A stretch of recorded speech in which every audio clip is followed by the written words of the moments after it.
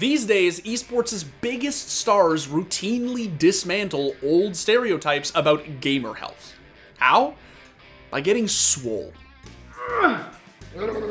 Whether you look like you should be on Jersey Shore, the villain in a Rocky sequel, or the star of the next Raid movie, in spite of how sedentary esports is, it's still a sport. Fitness matters, and the importance of mental and physical health cannot be overstated. Then you will take the stress out of these muscles up here, which will go up in your neck. Okay. And this will have a positive influence on the training and the long matches when you're sitting in front of the computer. So. From pub stompers to push-up fiends to full-blown papitos, competitive gaming is in no shortage of muscular mouse clickers who've proven that if your goal is to blossom into a world-class e-gamer, you're gonna have to sweat, both in and outside of the server. What do you want? Do you wanna get one tap? One tap. One tap? One tap. Okay, let's go. Come on.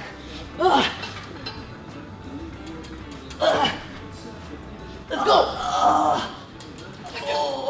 But I think it's fair to say that all of them pale in comparison to Denmark's newest Counter-Strike commandant. Literally. How many kilograms can you bench? My one rep max for a long time ago was 190 kilograms. Meet the ever-titanic Benjamin blameF Vang Bremer, Complexity Gaming's gargantuan IGL, who is just as capable of popping your head on the server as he is off of it. It falls onto blameF in yet another clutch. Flashbang goes out. He cannot run through this, and no! It stopped! Now Woxic's on top of the bomb. 2 seconds, it pops! blameF! What a robbery! A gentle but ingenious giant who answered the call to wake North America's sleeping Counter-Strike colossus and transform it into a self-proclaimed juggernaut. I'm dropping Ben. He was here. Close Ben!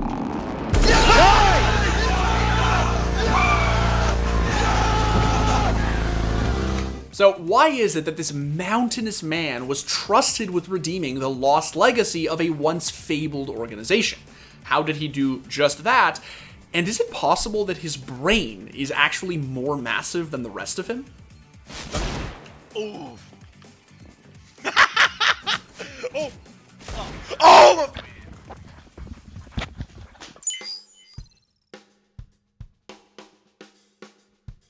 Okay, so if you are unfamiliar with the impossibly boisterous blameF, there are essentially 2 things you need to know. First, he's a certifiable brainiac. And second, at the risk of sounding like I'm stereotyping, he really doesn't look like it. And look, I know, plenty of professional players boast brains as big as their biceps. But blameF? This dude's on a whole other level. This dude's torso is wider than Overpass. It's like nature adjusted his aspect ratio and made it so that this literal Mack truck of a human was living in 4-3 stretched. He is what evolutionary biologists refer to as an absolute unit. You can see Ben's big shoulder on Will's picture, I think.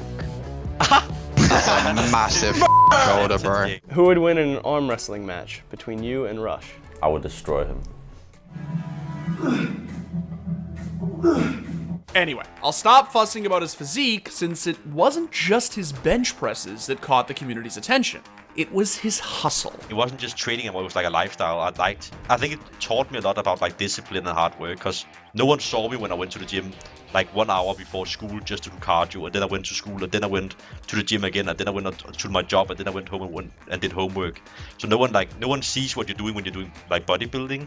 You're just doing it for yourself, and no one really recognizes how much hard work it goes into it. You see, Blame grinded just as hard in the server as he did in the gym. This dude legitimately woke up one day, thought to himself, I want to become a world-class Counter-Strike competitor, and then did. Is it true that you practice 10,000 headshots for 3 hours every day? I don't do it anymore, but I definitely did it for like a period of 8 months without questioning. I streamed it most of the time as well. If you aim for like something that's so good in aimbots, then like if you achieve just half of it in official matches, then you're gonna be a better player. But this is how I aim in officials.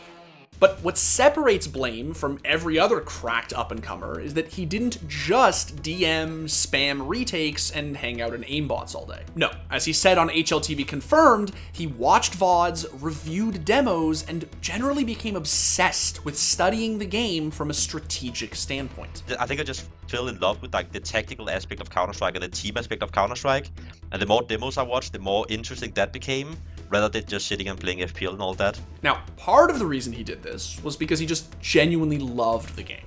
But the other reason is that he sort of had to. I was kind of in a point in my career where no IGLs wanted to pick me up. I remember I like wrote to some of the different IGLs in the Danish scene and asked them if they could give me a shot, and some of them ignored me and some of them just said like, no, I'm not really interested, but no one really wanted to play with me.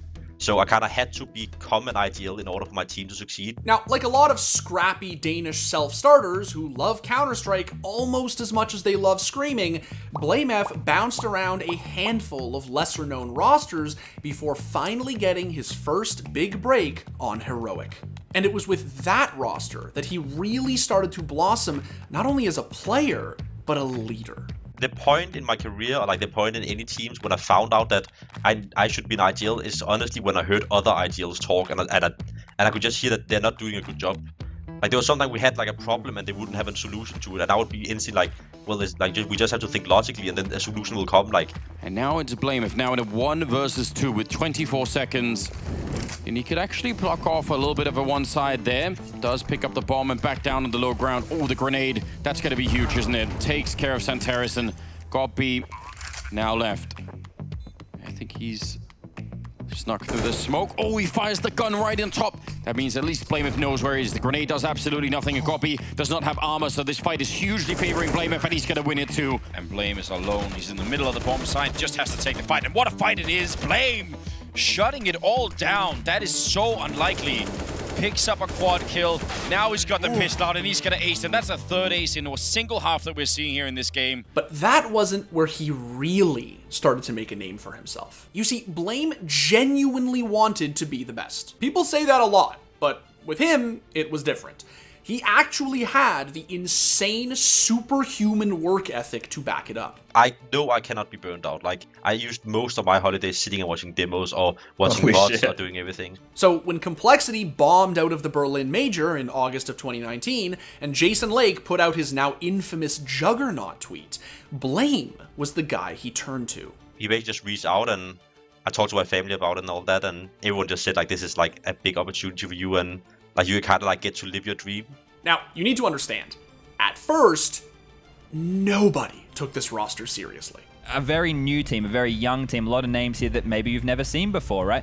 Despite being actual juggernauts in 1.6 and Source, Complexity struggled to find the same level of consistency in Go. After finishing top 4 at the first ever major back in 2013, they failed to make top 8 again for 5 years. Needless to say, Complexity felt as if they had a legacy to uphold. And Blame, with that trusty old Danish grit, was just the man to do it. He's been playing really good recently, and just even talking to him, I can see how motivated he is to make us a top team. I haven't really experienced like a real IGL a lot. Most IGLs I've had are kind of people who like kind of just were passed to it, you know? He seems like he really like is embracing the role, and he seems like it was really natural to him. Okay, so how exactly did Blame intend to turn a meme into a dream team? Well, by following in the footsteps of his compatriot, hero, and the greatest all-around IGL that CSGO has ever seen, Glaive.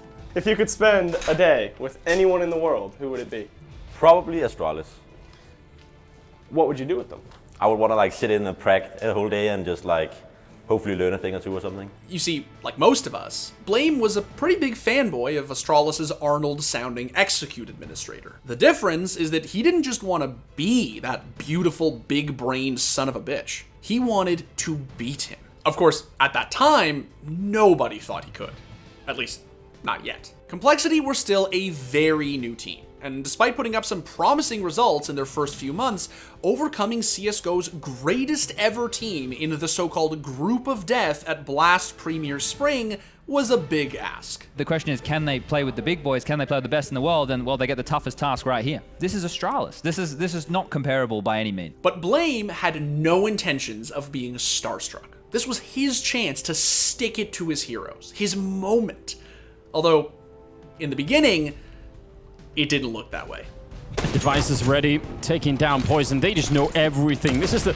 What Complexity are doing, it could be fine, but the fact that they're getting caught and read all the way through is a big problem. Obo getting a huge kill there on Magus, but he's still gonna get shut down. Magus gets blind and there's a chance. Zipnik falls in mid, but a double. 3 kills for Dimitri and a 4th on top. After we went behind 5-0, I think it was, I was kind of doubting because I could tell that people were really nervous and we didn't play like how we were supposed to play. But when we started like grinding rounds back, I could just tell how easy it was, and everything I called basically just worked. And we had a lot of people stepping up individually. And Obo in a 1 versus 2, that's almost unwinnable. He's gonna stand up for a kill. Oh my god, he turns around for it. An unbelievable round, a quad kill. Poison's up next. Magus standing his ground, he's gonna lose the fight. Zip still here, still blind, and still shooting headshots. Yeah, he's still in there. Poison trying to push through, but if Zip stays alive, oh, the flick comes in, and Poison will take him down. How do you get through here? He has a Molotov and a couple of flashbangs, but they have another Molotov on blameF, and they could buy a lot of time. It's a triple kill instead. Actually, a quad kill. He's blind in return, and Rush is gonna try and hold the line.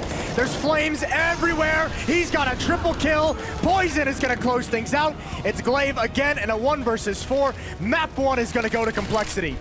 What a way to win. That was down to the last second. If Rush goes down in the middle of that, they don't even get close, I think. Astralis just take long and win the entire fight, but instead, he stayed alive, and there it is, 16-11. Complexity do what nobody would have expected, and they take map 1 against Astralis. After thwarting his fellow Danes on Dust 2, Blame had a trick up his sleeve that no one knew about. One that he'd been preparing since day 1 to obliterate the GOAT. Complexity doesn't even have an official map logged on Vertigo. This, I don't want to be that guy. This is where that Life Raft sinks, I think. This is where it's like, this is the map where if you need to go get a drink, if you need to go like cook some food, this might be the one. We definitely made like a long-term game plan against Astralis, like a decision that was made like a long time ago. And yeah, we basically just decided that we're going to practice Vertigo, but we're not really going to show it to anyone. And sure enough, Blame's sneaky beaky plan played out perfectly. If Complexity could turn this around into a win, that would be huge. I can't believe it's even gotten this close. It was a 5-on-3 and they had the bomb site, and it's now a chance for Glaive. Low HP and Obo is giving up the position. Important, critical trade for blameF. 25 seconds, and yeah, they're gonna go. Oh, the Molotov! That's just almost a random throw, and they pick it up, and now Device, he's low on health, and they take him down. Obo again! Another triple, and another clutch for him. What a way to begin. They have to try and jump over the wall, and that's not gonna happen. Poison goes down. Astralis, they could have probably done this if the bomb was on the other side, but they get absolutely crushed. Poison with 2 kills, and then the bomb on the other side of the wall. That is very strange. This is absolutely stunning.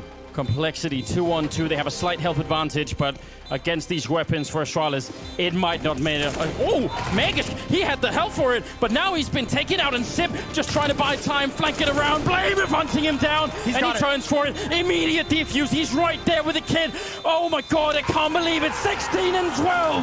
Complexity taking down Astralis 2-0. What a way to kick off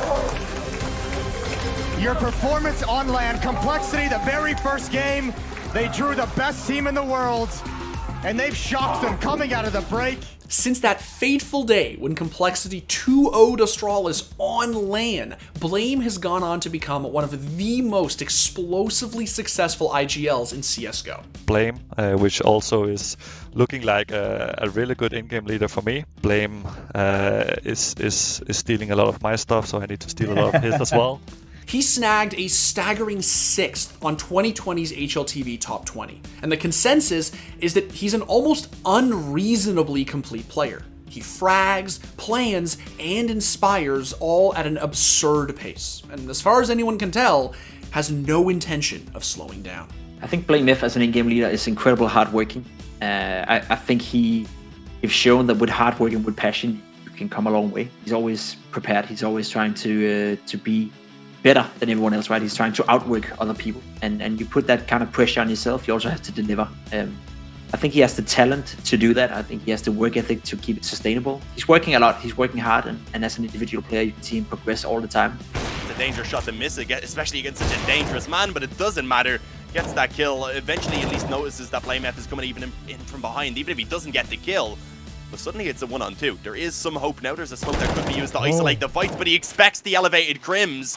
Takes him down, knows that Brolin is in towards the pit now, puts the smoke in where he's standing to make things a lot more difficult and just restrict that vision completely. Brolin on the bicycle right now, but he's not cycling, he's waiting for this P. And there it is, blameF with a 1-on-4 to save the day for Complexity. He keeps them in it. And despite running into a few hiccups over the course of the so-called online era, such as losing his star fragger to Burnout, it's safe to say that blameF has done exactly what Jason Lake hired him to do. Put one of North America's most storied Counter-Strike orgs back on the map. It's looking real good for Complexity to maybe close this out. Obo continuing the defense downstairs, and it's all on Masuta. He's going to get dropped. It's 16-12. Complexity are your champions, ladies and gentlemen. Amazing run here at the Blast Premier Spring Finals, and it'll be Complexity in the end to stand tall. But not only has Blame revived and revitalized Complexity, he's revved them up. For the first time in a long time, the Cowboys of Counter-Strike are a force to be reckoned with. And it's all because of this jacked, jubilant genius and his willingness to put in the work. Because for a guy like blameF, the best is simply never too much trouble. Yeah. Oh my god, Playboy, let's do it. I'm actually not bad with accents. Oh, crispy, hey mate. But did you know that England has so far and above the most dialects of a single language of any country, any nation in the world? It's not even close. There are something like an estimated 67 different dialects of English. Fucking crazy, lad.